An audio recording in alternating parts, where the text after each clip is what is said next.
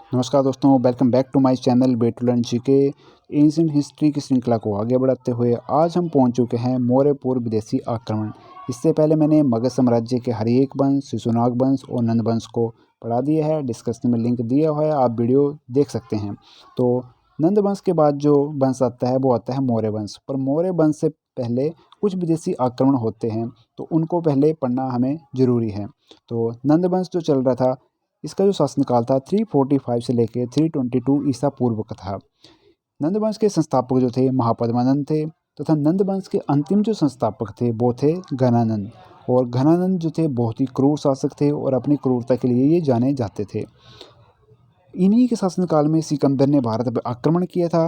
तो जान लेते हैं सिकंदर का आक्रमण और यूनानियों का आक्रमण।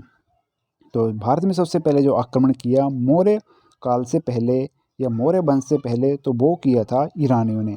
दूसरा किया था यूनानियों ने। तो पहले ईरानी आक्रमणों के बारे में जान लेते हैं।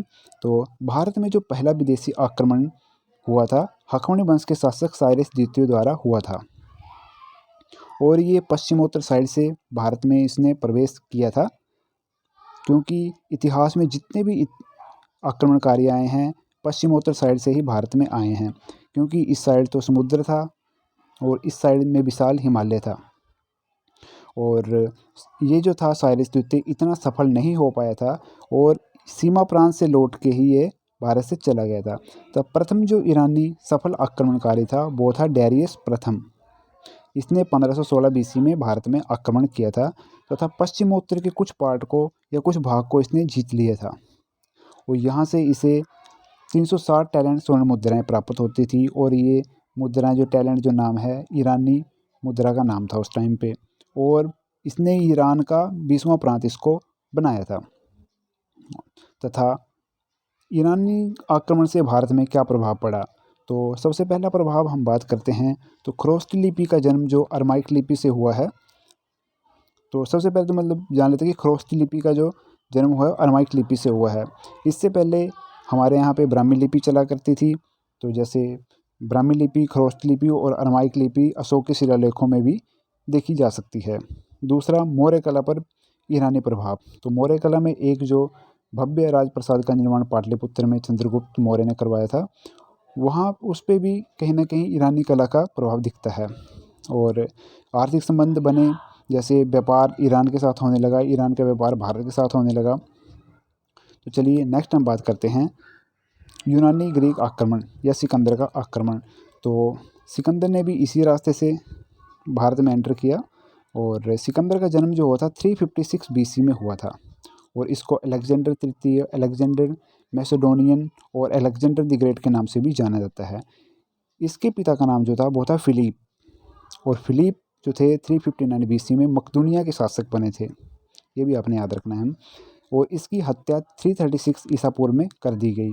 उस टाइम पे सिकंदर की जो एज होती थी 20 ईयर की होती थी, तथा 20 ईयर की एज में ये मकदूनिया के शासक बन गए। तथा सिकंदर के जो गुरु होते थे वो होते थे अरस्तु, तथा इन्होंने इनको आशीर्वाद दिया विश्व विजेता बनने का। तथा विश्व विजेता बनने का सपना लेके ये 326 बीसी में भारत अभियान में चल पड़े। और इनका जो सेनापति का नाम था सेलुकस निकेटर, ये भी आगे आएगा तो इसके बारे में भी याद रख लेते हैं। तो सबसे पहले इन्होंने हिंदू कुश पर्वत को पार किया और तक्षशिला के शासक आम्बी के साथ युद्ध करना चाहा, पर आम्बी जो था इन्होंने पहले डर के आत्मसमर्पण कर दिया और आगे के अभियान में इनका सहयोग किया। तथा बाद में पंजाब पहुंच जाइए तो पंजाब का शासक उस टाइम पे पोरस पुरु हुआ करता था। तो पोरस पुरु ने आम्बी के समान आत्मसमर्पण नहीं करना चाहा तथा इसके साथ डट के युद्ध किया। तथा इस युद्ध में अशोक सिकंदर जो है हारते हारते जीत गया। मतलब काफ़ी वीरता के साथ पोरस पुरु लड़ा। और ये युद्ध जो हुआ था झेलम नदी के किनारे हुआ था, और इस झेलम को यूनान में हाइडेस्पीस भी कहते हैं। तो इस युद्ध को झेलम का युद्ध या हाइडेस्पीस का युद्ध भी कहते हैं। इस युद्ध में पोरस की पराजय हो गई, लेकिन जो सिकंदर ने जितना पार्ट इसका जीता था पोरस का, इसकी वीरता को देखते हुए, इसके साहस को देखते हुए वो कुछ ज़मीन इसको वापस लौटा दी। और बाद में सिकंदर ने मगध की ओर चलना शुरू कर दिया। तो यहाँ आती है ब्यास नदी। तो ब्यास नदी के पास पहुँचते पहुँचते जो सिकंदर की सेना है ब्यास नदी पार करने से मना कर देती है तथा सिकंदर के लाख कोशिशों के बावजूद भी सिकंदर की सेना आगे नहीं बढ़ती है, क्योंकि कहीं ना कहीं उसको डर होता है कि घनानंद के बारे में सभी लोग जानते थे कि बहुत क्रूर शासक था और एक छोटा सा जो राजा था पोरस पुरु, उसने ही इतना धूल चटा दी थी इनको, तो आगे तो एक विशाल साम्राज्य था मगध और उनके पास तो हाथी और कई लाखों की सेना भी हुआ करती थी, तो उससे भी कहीं ना कहीं ये डर चुके थे।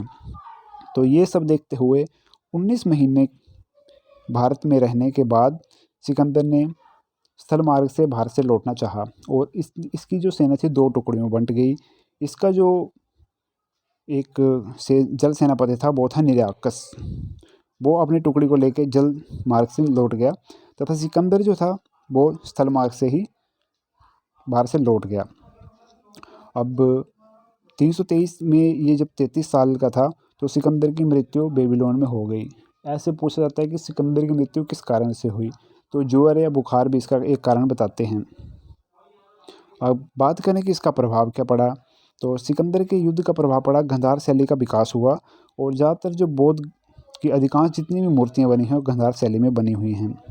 दूसरा, इसने दो नगर बसाए, एक बसाया निकैया और दूसरा बाहुकेफला। निकैया जिसका अर्थ होता है विजेता और बाहुकेफला जो था इसके प्रिय घोड़े का नाम था जो कि युद्ध में मारा जा चुका था। और तीसरा यहाँ से अगर प्रभाव देखने को मिला तो भारत का एकीकरण। उस टाइम पे ये जो हमारा पश्चिमोत्तर साइड होती थी इसमें कोई विशेष राजा नहीं होता था या किसी शक्तिशाली राजा के हाथ में ये पार्ट नहीं था, तो मगध साम्राज्य भी ज़्यादातर यहीं तक सीमित था। तो उसके बाद यहाँ के शासकों ने इस एरिया में विशेष ध्यान देना शुरू कर दिया तथा कहीं ना कहीं भारत का एकीकरण इस युद्ध से हुआ। तो ये थी आज की हमारी वीडियो।